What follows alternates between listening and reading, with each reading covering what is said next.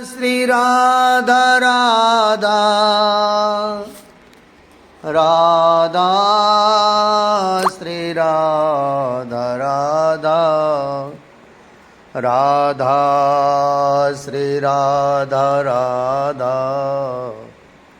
राधा श्री राधा राधा राधा श्री राधा राधा राधा श्री राधा राधा राधा श्री राधा राधा राधा श्री राधा राधा राधा श्री राधा राधा राधा श्री राधा राधा राधा श्री राधा राधा राधा श्री राधा राधा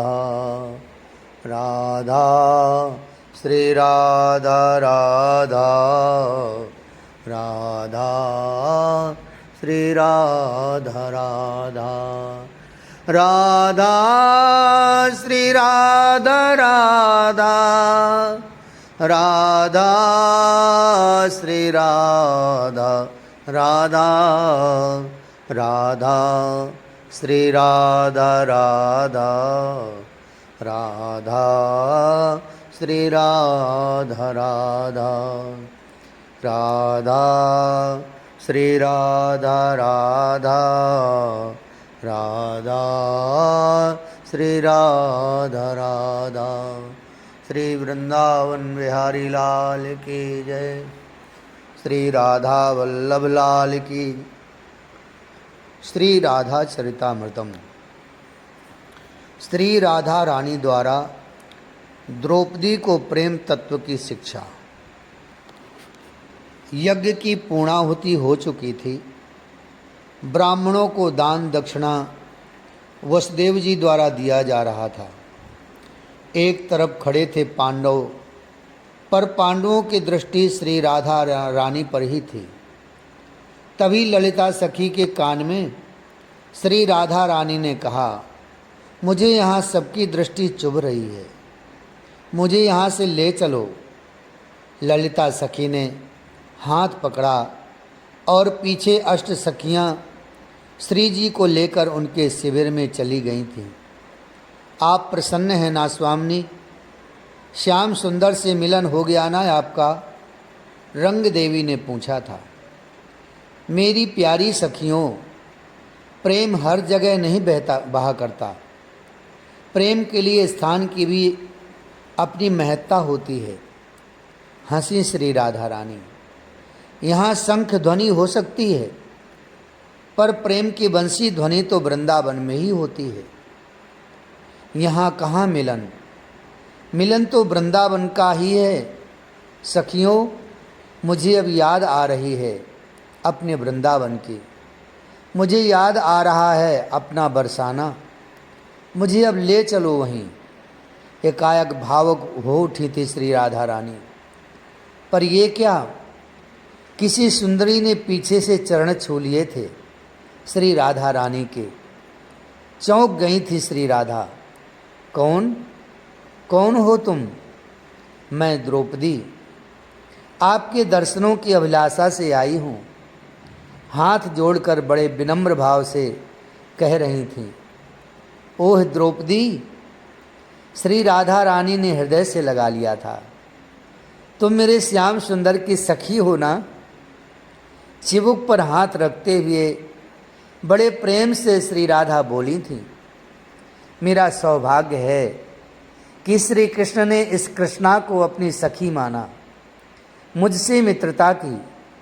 मैं अपने आप को धन्य मानती हूँ। द्रौपदी कितनी शांत भाव से बोल रही थी। हे राधिके, आपके विषय में कौन नहीं जानता। सखा कृष्ण ने ही कई बार आपकी चर्चा की है और चर्चा करते हुए बड़े भावुक हो उठते थे, पर मैंने उनकी बातों को कभी गंभीरता से नहीं लिया था। किंतु एक दिन मेरे पतिदेव अर्जुन वृंदावन चले गए, मैंने सुना था। वृंदावन क्यों गए होंगे, मैं सोचती रहती थी। कई दिनों के बाद मेरे पतिदेव लौट कर आए। तब उन्होंने आपके बारे में जो बताया वो विलक्षण था। आप ब्रह्म की आह्लादनी हैं, आप ही प्रेम हैं, आप सौंदर्य की देवी हैं।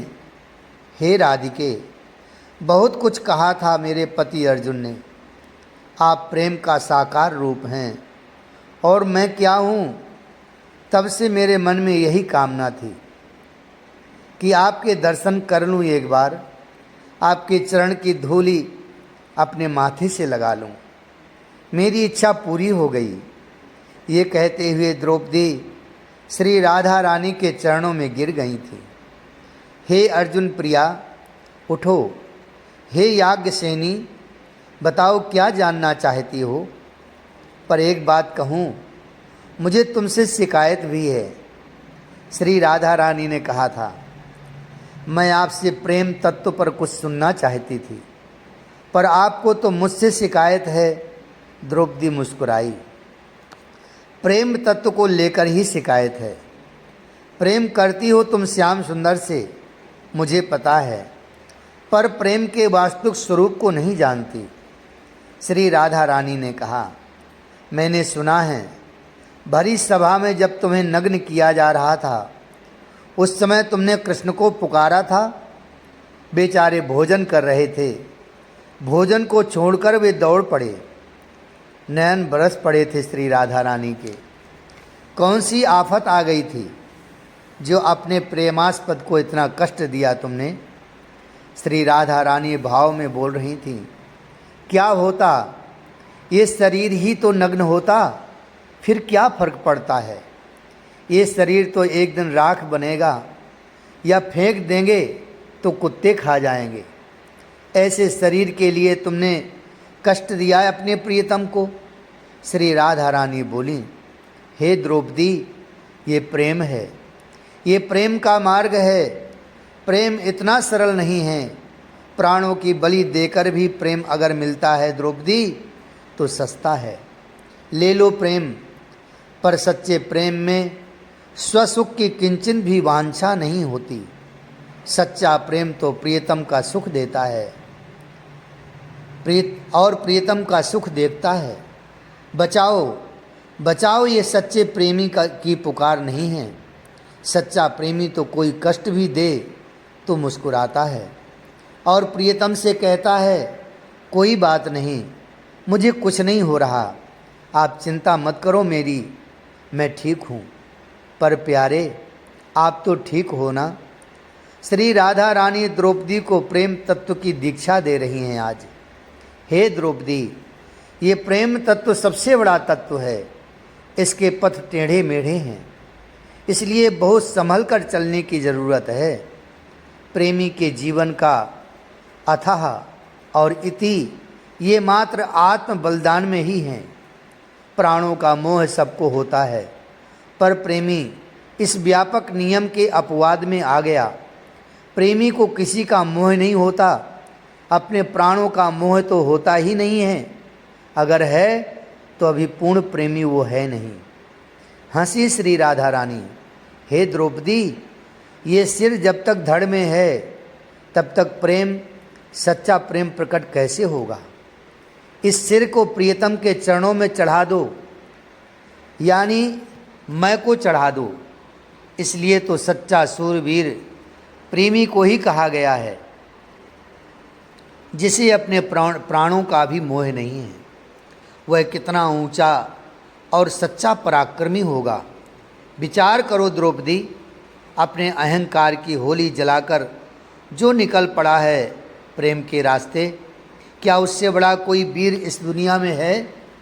हे द्रौपदी, थोड़े में ही घबरा जाना,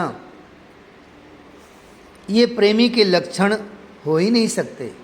हमें देखो, श्री राधा रानी ने द्रौपदी को कहा, हमें देखो द्रौपदी, 100 वर्ष के बाद मिले हैं पर कोई शिकायत नहीं है। क्यों हो शिकायत, क्या वे प्रसन्न रहें हम नहीं चाहते। अगर चाहते हैं तो उनकी राजी में ही हम राजी क्यों नहीं। द्रौपदी के नेत्रों से अश्रु बह रहे थे। द्रौपदी मात्र श्री राधा रानी के चरणों को ही देख रही थीं। उनके हृदय में गुरु भाव की जागृति हुई। श्री राधा रानी के प्रति प्रेम को तत्वतः समझा दिया था श्री राधा ने। अहोभाव से भर गई द्रौपदी और अत्यंत भावुक हो श्री राधा रानी की वंदना करने लगी थी। पर वंदना करते हुए उन्हें कुछ विशेष दर्शन हुए थे। श्री राधा के दाहिने स्कंद से श्याम सुंदर प्रकट हो गए। इस दृश्य को देखकर आनंदित हो उठी द्रौपदी। आप ही सर्वेश्वरी हो हे राधिके। आपके गुणगण को गाना कोई साधारण बात तो है नहीं। आप ब्रह्म की आह्लादनी, हम साधारण विषयी जीवों को प्रेम तत्व की शिक्षा देने के लिए ही आपका आविर्भाव होता है। आप दो नहीं हैं। जो श्री राधा और श्याम सुंदर को दो मानते हैं वो अपराध ही करते हैं। आप दो नहीं हैं, आप एक ही हैं। कृष्ण ही राधा हैं और राधा ही कृष्ण हैं। इतना कहते हुए चरणों में वंदन किया द्रौपदी ने। श्री राधा रानी के साथ अब यहाँ श्याम सुंदर भी खड़े थे। युगल की झांकी का दर्शन करके द्रौपदी के आनंद का कोई पारावार ना रहा। चलो अब वृंदावन। मन नहीं लग रहा कुरुक्षेत्र में। भानु दुलारी से मिलने कृष्ण आए थे, पर श्री राधा रानी ललता सखी से कुछ कह रही थीं। छुप गए और ध्यान से सुनने लगे थे। श्री राधा कह रही थीं, चलो सखी वृंदावन। मन नहीं लग रहा अब कुरुक्षेत्र में।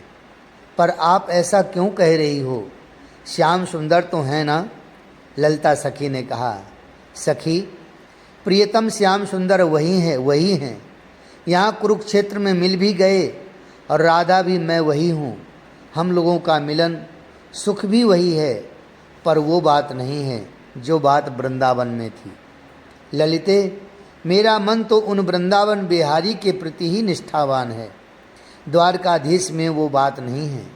मैं चाहती हूँ सखी कि वो पंचम स्वर में बंसी ध्वनि जो यमुना के तीर पर बजती थी और हम सब दौड़ पड़ती। मैं चाहती हूँ वृंदावन में प्रीतम को देखूं। रस की सृष्टि हर स्थान पर संभव नहीं है। इसलिए मेरी सखी, जितनी जल्दी हो सके मुझे वृंदावन पहुँचा दो।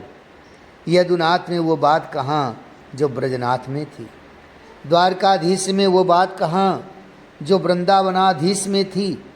कृष्णचंद्र छुप कर सुन रहे थे। ये सब सुनकर उनकी हिलकियाँ बंध गईं। ललता सखी ने सुना तो जाकर देखा, स्वामिनी श्याम सुंदर खड़े हैं यहाँ। श्री राधा रानी गईं, पर श्याम सुंदर बस रोए जा रहे थे। प्यारे, क्यों रो रहे हो? मुझे अब जाने दो वृंदावन। मेरे लिए वही स्थान उचित है। और आप जब मुझे वहाँ दिखाई देते हो, कदम में, मोर के नृत्य में, यमुना की तरंगों में, बरसाने की कुंज निकुंज में, बहुत आनंद है वहाँ। पिया, मत रोको अब। आप प्रसन्न हो मेरे लिए, यही जानना आवश्यक था। मैंने देख लिया। आपको प्रसन्न देखकर, आपकी समस्त रानियों से मिलकर मुझे बहुत अच्छा लगा। आपकी देख रेख अच्छी हो रही है। प्यारे, खुश रहो मेरे प्राण। ऐसी ही प्रसन्नता आपके मुखारबिंद पर छाई रहे। इतना कहते हुए आगे बढ़कर श्री राधा रानी ने आंसू पोंछ दिए थे कृष्णचंद्र के, पर कृष्ण की हिलकियाँ रुक कहाँ रही थीं। ऐसा मत करो, ऐसा मत करो। बैठ गई श्री राधा रानी।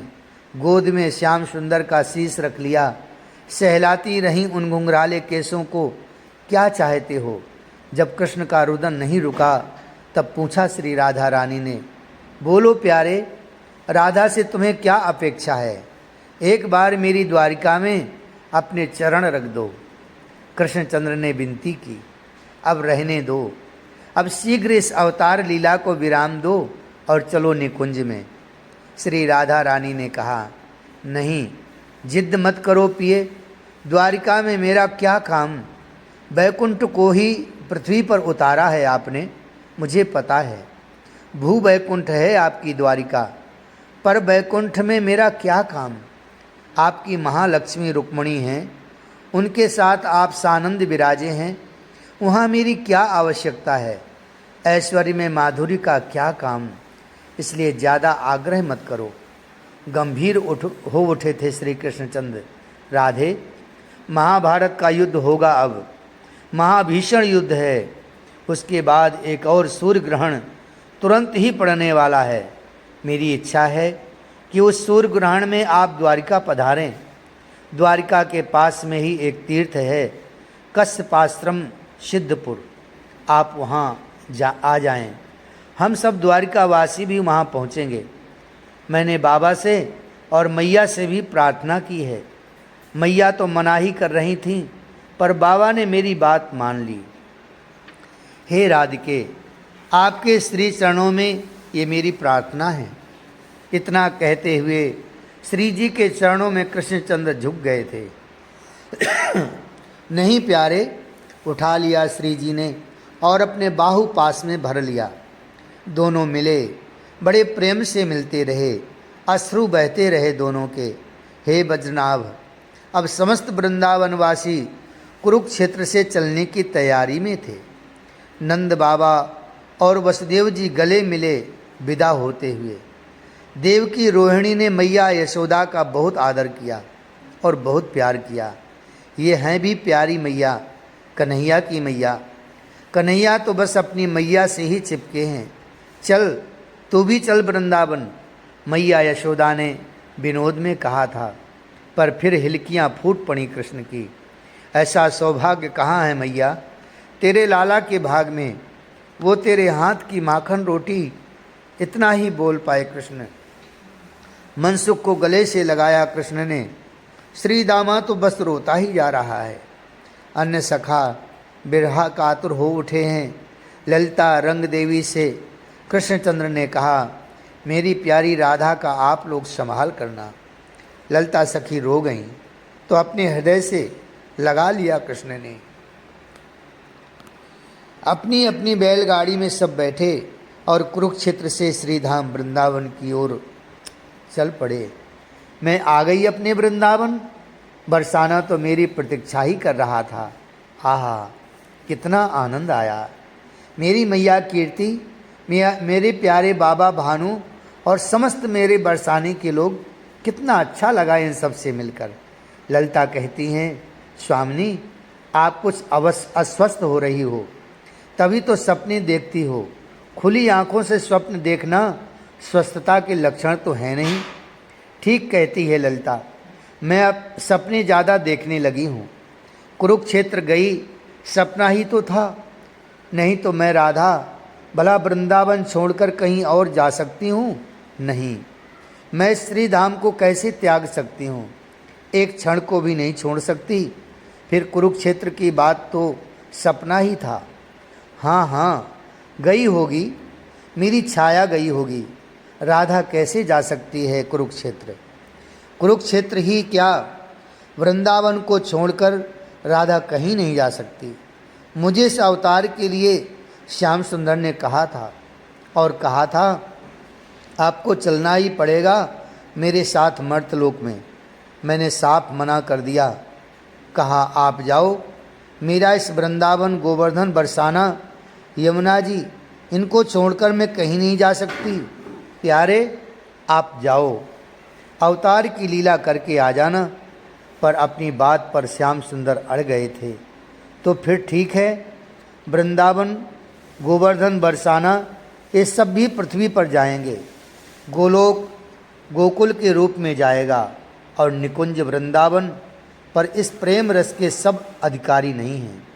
इसलिए मैं वैकुंठ को भी पृथ्वी पर उतार रहा हूँ। राधे, द्वारिका के रूप में वैकुंठ रहेगा। वृंदावन, यमुना, मेरे लिए मेरे प्राण ने इन्हें पृथ्वी पर उतारा। तब मैं आई थी यहाँ। सच कहती हैं मेरी सखियाँ, मुझे सपने आ रहे हैं इन दिनों। कुरुक्षेत्र में मैं मिली द्वारकाधीश से। द्वारकाधीश कैसा सपना था। द्वारकाधीश की रानियाँ रुक्मिणी, सुंदर सुशील है रुक्मिणी। अपना श्याम सुंदर तो अपना ही संभाल कर ले, यही बहुत है। पर सपना अच्छा था। हाँ हाँ, वो सब सपना था, नहीं तो नित्य किशोर श्याम सुंदर और उनकी मैं नित्य किशोरी श्री राधा सखियाँ कितना अनुरोध करती हैं, मनुहार करती हैं, तांबूल ले लो प्यारे, पुष्पहार स्वीकार करो प्यारे, तब जाकर कुछ स्वीकार करते हैं। उनके पुत्र और पौत्र हंसती हैं श्री राधा रानी। चलो मान लो कि द्वारकाधीश के ही पुत्र और पौत्र इतने हैं, तो मैं कहूँगी कि अपने श्याम सुंदर की ही छाया द्वारकाधीश बनकर वहाँ बैठे हैं। मूल स्वरूप से तो कभी वृंदावन वे भी नहीं छोड़ते, एक चरण भी आगे नहीं बढ़ाते हुए, फिर वो द्वारकाधीश कैसे बन सकते हैं। मैं तो प्रारंभ से ही पगली हूँ, जब से जन्मी तब से पगली। खूब हंसती हैं श्री राधा रानी। वे गोकुल से वृंदावन आए, मेरे बाबा वृषभान जी ने अपने बरसाने में उन्हें स्थान दिया, तब मैंने प्रथम बार उन्हें देखा था। तब से आज तक पूरे 112 वर्ष हो गए, पर वो लीला अभी भी मेरे चित्त में अंकित है। उफ, लंबी सांस लेती हैं श्री राधा रानी। अब सुन रही हूँ कि उसी कुरुक्षेत्र में महाभारत का युद्ध चल रहा है। हाँ, अवतार काल है, तो दुष्टों का उद्धार तो करके जाना ही है उन्हें। अर्जुन के सारथी बन गए हैं। बड़े उदार मना है मेरे श्याम सुंदर, सबको अपना बना लेते हैं। सारथी बन जाना कोई साधारण बात तो है नहीं, पर छोटा बड़ा के झंझट में श्याम सुंदर कभी पड़े ही नहीं हैं। जो आया इनके पास सबको अपनाते चले गए। हाँ, मुझे ललिता सखी बता रही थी कि कुब्जा जैसी को, जो कंस की दासी थी, उसे भी अपनी महारानी बना लिया श्याम सुंदर ने। हद है। ललिता तो यहाँ तक कह रही थी कि रुक्मणी को जो स्थान दिया है श्याम सुंदर ने, वही स्थान इस दासी कुब्जा को भी दिया है। वाह रे द्वारकाधीश, अब महाभारत का युद्ध छिड़ रखा है। ललिता कह रही थी कि युद्ध अब समाप्त होने को आ रहा है। लाखों लोग मरे हैं, अभी कुछ दिन और हैं, पता नहीं कितने और मरेंगे। मुझे ये सब प्रिय नहीं है। सब हमारे ही तो जीव हैं, फिर हम उनके प्रति इतनी आक्रामकता क्यों दिखाएं? नहीं, मुझे ये सब प्रिय नहीं है। कह रही थी ललिता कि महाभारत युद्ध के बाद फिर सूर्य ग्रहण पड़ने वाला है। एक युग में 2-2 सूर्य ग्रहण। हाँ, द्वापर युग का अंत भी तो है। कलयुग में सबसे ज़्यादा ग्रहण पड़ते हैं, द्वापर में 2 या 3, त्रेता में 1 और सतयुग में भी मुश्किल से मात्र 1 सूर्य ग्रहण में फिर जाएंगे कुरुक्षेत्र। मैं ललिता सखी से ये कहती हुई हंसी। नहीं, इस बार कुरुक्षेत्र नहीं जाएंगे। आपको स्मरण नहीं है स्वामिनी, निमंत्रण दिया है द्वारकाधीश ने, द्वारिका के निकट ही सिद्धपुर में स्नान करने के लिए। इसी बहाने से उनकी द्वारिका में आपके चरण पड़ जाएं। पर मैं वृंदावन छोड़कर कहीं नहीं जाती, मैं नहीं जाऊंगी। हाँ, अगर प्यारे की ज़्यादा ही इच्छा हो तो मेरी छाया जा सकती है। विलक्षण उन्माद से भर गई थी श्री राधा रानी। जब से कुरुक्षेत्र से लौटी हैं तब से वृक्षों को गले लगाती हैं, लताओं को सींचती हैं, कुंजों से बतियाती हैं, सरोवर में बैठी रहती हैं अनमनी सी, खोई खोई। कभी हंस पड़ती हैं तो कभी एकाएक रोने लगती हैं। हे वज्रनाभ, महाभाव स्वरूपा हैं श्री राधा रानी। ये वृंदावन की हैं, ये वृंदावन में ही रहती हैं, वृंदावन छोड़कर कहीं नहीं जाती। हाँ, यही सच है। वैसे श्याम सुंदर भी नहीं जाते वृंदावन छोड़कर तो, पर अवतार लीला है, नारायण रूपी वासुदेव जाते हैं, पर राधा बिहारी कहीं नहीं जाते अपनी श्री राधा को छोड़कर। यही सत्य है और यही शाश्वत भी है। मेरी बहन राधा फिर द्वितीय ग्रहण यात्रा में गई। कुरुक्षेत्र तो मैं भी गया था, पर यहाँ नहीं जा पाया। कहते हैं कश्यपाश्रम सिद्धपुर तीर्थ में विशेष स्नान का महत्व है। तीर्थ स्नान के लिए हम ब्रजवासी कहीं कब गए? क्या समस्त तीर्थ हमारे ब्रज में ही नहीं हैं? तीर्थराज प्रयाग को स्वयं मैंने यहाँ की रज में लौटते हुए देखा है। फिर हम क्यों जाने लगे कहीं किसी अन्य तीर्थों में? सब बहाने हैं। कन्हैया से मिलना है, इसलिए कभी कुरुक्षेत्र तो कभी सिद्धपुर जा रहे हैं। मेरे सखा मिलेंगे। ओह, मेरी कितनी इच्छा थी। मुझे अपने हृदय से लगाकर कन्हैया रोया था, कुरुक्षेत्र में खूब रोया था, और मुझे कहा भी था सिद्धपुर में अवश्य आना। द्वितीय ग्रहण पड़ रहा है। वैसे ग्रहण का ज़्यादा पड़ना शुभ नहीं माना जाता। कलयुग में ही ग्रहण ज़्यादा पड़ते हैं। हाँ, कलयुग अब शुरुआत होने ही वाली है। चले गए सब, मैं भी जाता, पर मेरे पिता बृषभान जी ने मुझे बरसाने का अधिपति जो बना दिया, मैं कैसे उनकी बात को काटूं। उनका कहना है कि इस ब्रज को अगर हमने नहीं संभाला तो कन्हैया बुरा मान जाएगा। हमारे ही भरोसे तो छोड़ा है इस ब्रज को। मेरे भानु बाबा कहते हैं अगर हम सब द्वारिका जाते रहे तो इन वन्य संपत्ति की रक्षा कौन करेगा। मैं देखता रहा। मेरी बहन राधा बैलगाड़ी में बैठकर जा रही थी। मैं हिलकियों से रो गया था।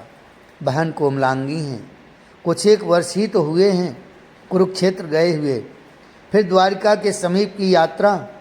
कुरुक्षेत्र तो पास में ही था, पर द्वारिका तो पास में नहीं है, बहुत दूर है। खारे समुद्र से घिरी एक स्वर्ण की नगरी है। मेरी बहन राधा जब जा रही थी तो एक बार बोली, भैया आप चलो, पर मैं बस रो गया। लाली, कन्हैया को कहना श्री दामा ही अपराधी है तुम दोनों का।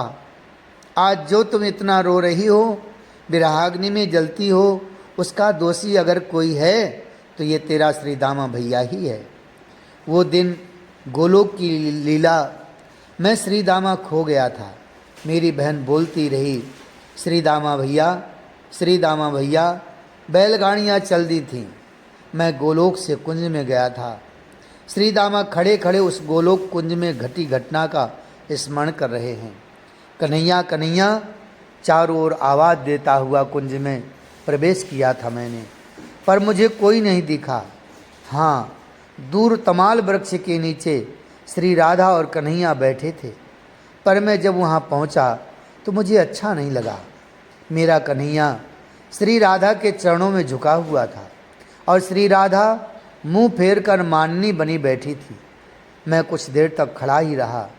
हा खाते रहे कन्हैया, पर श्री राधा की अपनी ठसक मुझसे रहा नहीं गया।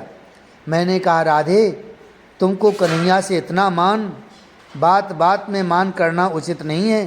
देखो बेचारे कितने दुखी हो रहे हैं।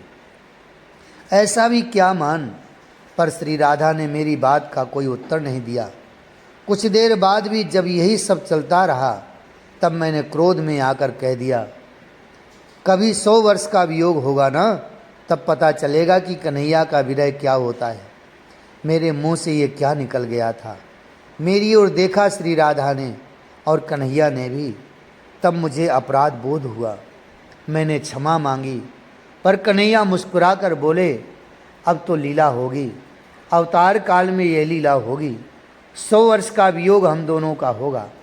मैं पश्चाताप की अग्नि में झुलसता रहा, पर मैं ही हूँ अपराधी, अपनी बहन राधा का अपराधी, कन्हैया का अपराधी, इस वृंदावन का अपराधी, यहाँ के प्रत्येक जीव जंतु का अपराधी।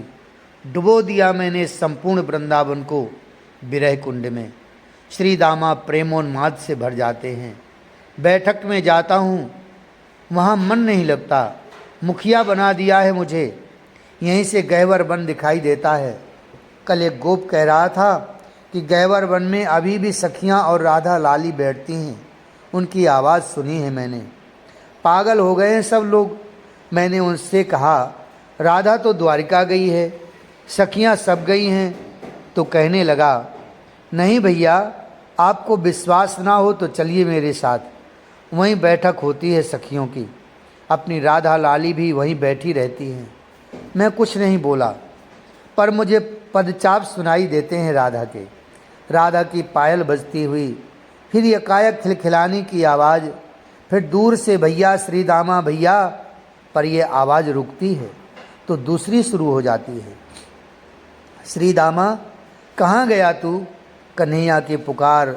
रात में कभी नींद नहीं आती, तो बाहर निकल जाता हूँ, तब नींद नहीं आ रही।